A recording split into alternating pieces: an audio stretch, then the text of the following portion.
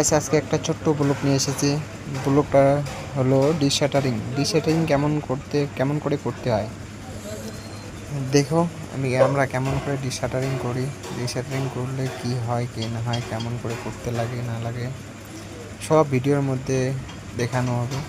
দেখতে থাকুন। এইরকম করে বোর্ড খুলতে হয়।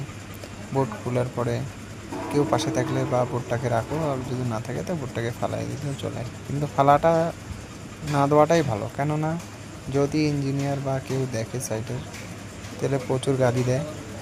তার থেকে না ফালাটাই ভালো, পাশে গিয়ে দাঁড়ানোটাই ভালো।